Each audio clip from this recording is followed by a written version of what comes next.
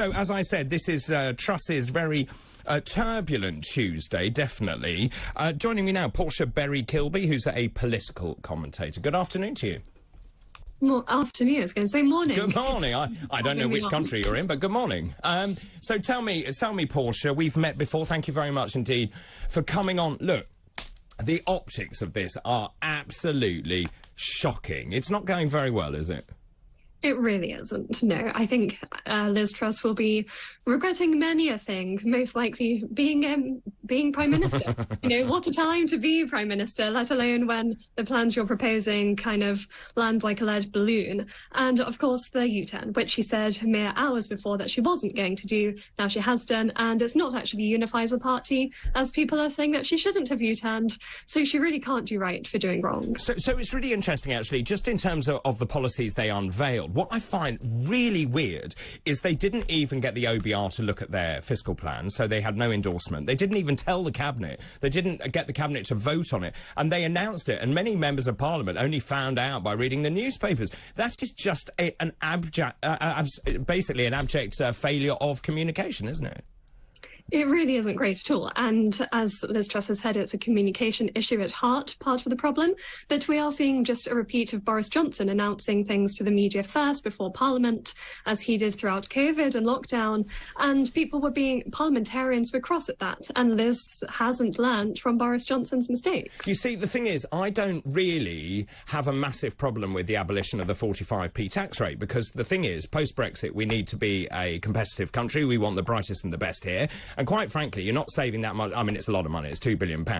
But in the scheme of things, it isn't a huge amount. But where I think they got this wrong was, why would you actually not help the poorest in society and announce that? It's utter madness.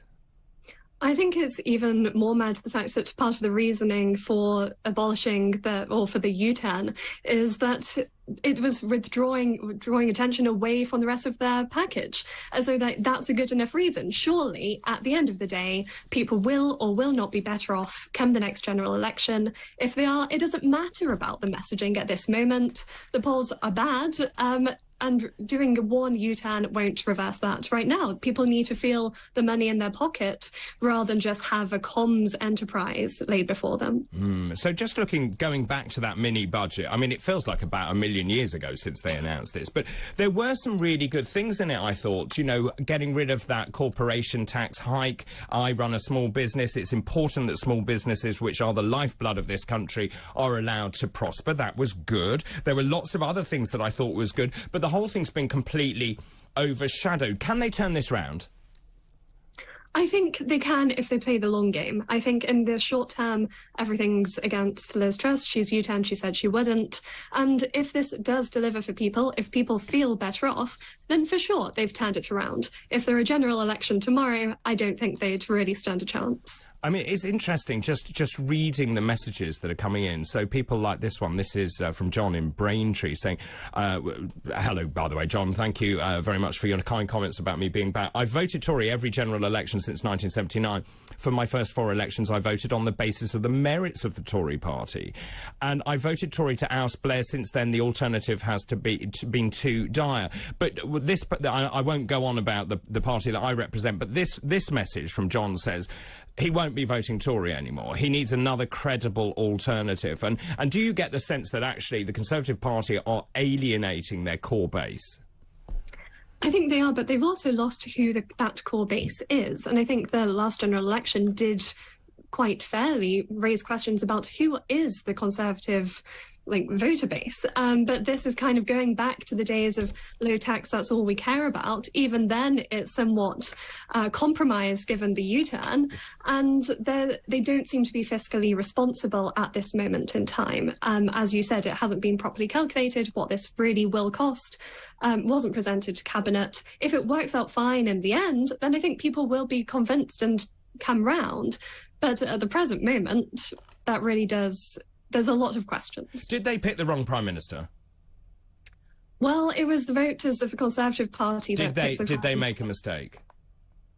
I personally quite like Liz Truss, but I think there is always the issue when you have the voters of the membership at large electing the Prime Minister, who isn't the MP's first choice. And we're seeing that now. The cabinet is divided. You have Penny Mordaunt kind of trashing some of Liz Truss's ideas, and those who were supporters of Rishi not really uniting behind Liz Truss and causing further division in the party. Well, so here's how I read it, is they went in, they basically cleared out all the old guard. Now, the old guard are sitting on the backbenches causing utter mayhem, aren't they? And you've got a very inexperienced government there, and you've got people like Michael Gove, who I think is speaking at 8 different fringe meetings. He's definitely on manoeuvres. And where's Rishi Sunak?